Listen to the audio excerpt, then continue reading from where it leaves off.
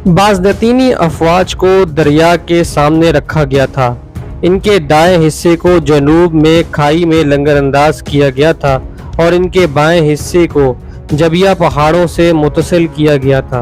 Wuhan ने अपनी फ़ौज को इस तरह तरतीब दिया था। जबाला के मातहत गासानी हल्के घोड़सवारों ने झड़पों के लिए पेशकदमी का काम किया। बाईं तरफ सलावी प्यादा फ़ौज शामिल थी। आर्मीनियाई प्यादा फ़ौज और यूरोपी दस्तों ने मरकज़ बनाया।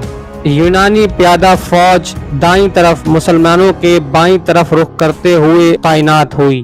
कैवलरी डिवीज़न, जिनमें ज़्यादातर किले शामिल थे, अशराफिया के भारी सवार फौजी हर किनारे और दो मरकज़ी डिवीज़न के पीछे तैनात थे।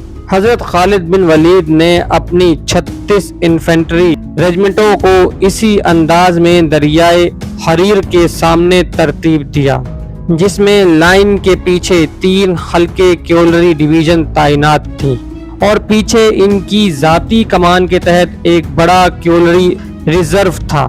कसीर नस्ली बाज़नतीनी अफ़वाज के बरक्स अरब न सिर्फ अपने कौम परस्त जज्बात में बल्कि एक मुश्तरका अकीदे के लिहाज से भी मुत्तहद थे।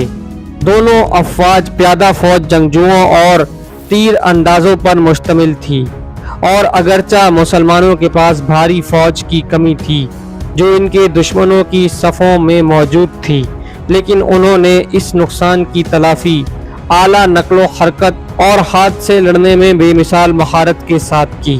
15 अगस्त को मुतअद्दिद लड़ाइयों के साथ जंग का आगाज़ हुआ, जैसा कि इस खित्ते में रिवाज था, जिसमें मुस्लिम चैंपियंस ने अपने दुश्मनों को शिकस्त दे दी थी। इसके बाद वुहान ने अपनी फ़ौज के सिर्फ 1/3 हिस्से को मुस्लिम लाइनों की कमज़ोरियों की जांच पड़ताल करने का हुक्म दिया।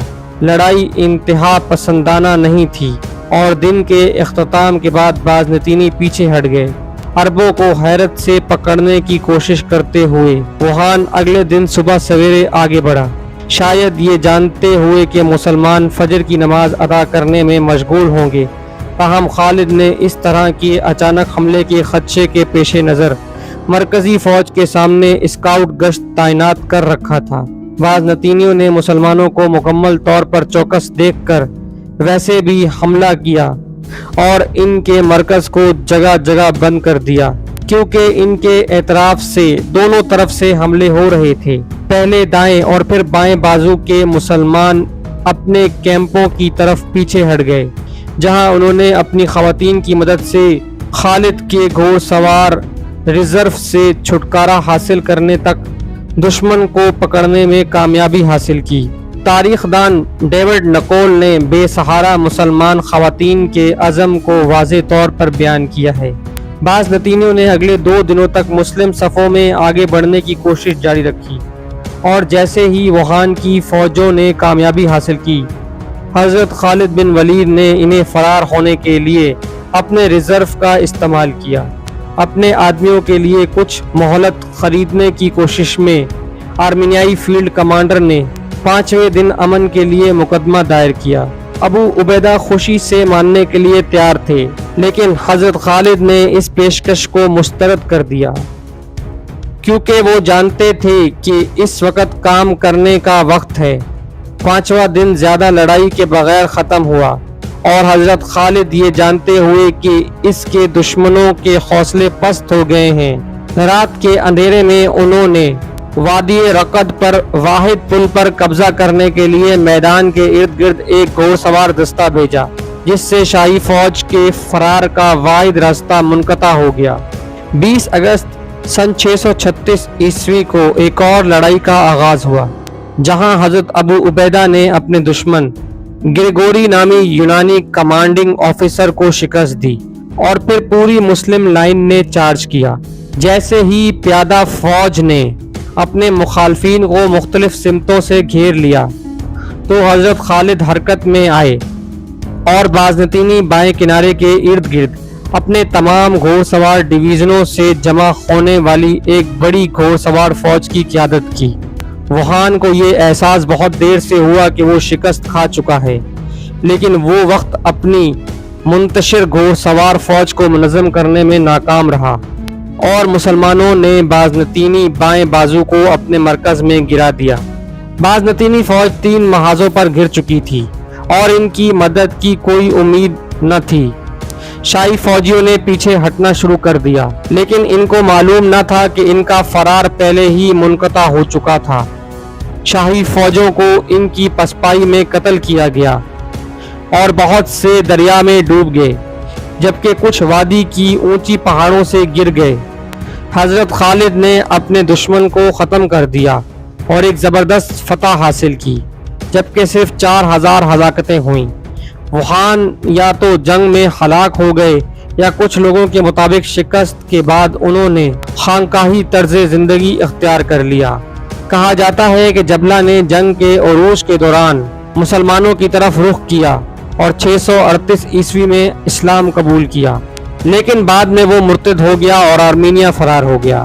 اس حیرت انگیز فتح کے ساتھ مسلمانوں نے شام پر بلا مقابلہ اقتدار حاصل کر لیا۔ یروشلم جو 3 توحید پرست مذاہب یہودیت، عیسائیت اور اسلام کے لیے ایک مقدس شہر ہے، شہر کے واسیوں نے مقدس مقامات کی حفاظت کی یقین دہانی کے بعد 637 عیسوی میں ذاتی طور پر خلیفہ کے سامنے ہتھیار ڈال دیے۔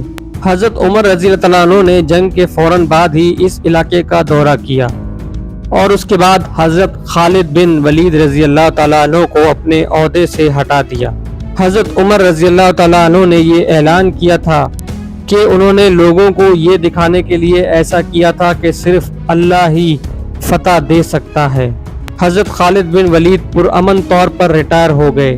642 عیسوی میں ان کا انتقال ہوا اور حمص میں دفن ہوئے، اور مسلمانوں نے جلد ہی مصر، شمالی افریقہ کے کچھ حصوں اور بحیرہ روم کے کئی جزیروں کو اپنی لپیٹ میں لے لیا۔ ساسانی محاذ پر سن 636 عیسوی میں مسلمانوں کو القدسیہ کی جنگ میں بہت بڑی فتح نصیب ہوئی، اور اس طرح کی شاندار فتح نے ایک ایسا رستہ کھول دیا جس نے صرف دہائیوں میں اسلامی سلطنت کو بہت زیادہ بڑھا دیا۔ ان سپر پاوروں کے خلاف مسلمانوں کی کامیابی کئی وجوہات کی بنا پر تھی۔ پہلی بات تو یہ ہے کہ بالترتیب شامی اور عراقیوں کے ساتھ ان کی بدسلوکی نے ان لوگوں کو نہ صرف نئے حملہ آوروں کا خیر مقدم کرنے بلکہ ان کی مدد کرنے پر مجبور کیا۔ دوسری بات یہ کہ ایک دوسرے کے ساتھ برسوں کی لڑائی نے دونوں عظیم سلطنتوں کو نمایاں طور پر کمزور کر دیا تھا۔ تیسری بات یہ ہے کہ اگرچہ عربوں کے ساز و سامان ان کے دشمنوں کے مساوی نہیں تھے، لیکن جنگ میں ان کی مہارت بے مثال تھی، اور حضرت خالد بن ولید رضی اللہ تعالیٰ عنہ جیسے عظیم جرنیلوں کی خدمات کو بھی نظر انداز نہیں کیا جا سکتا۔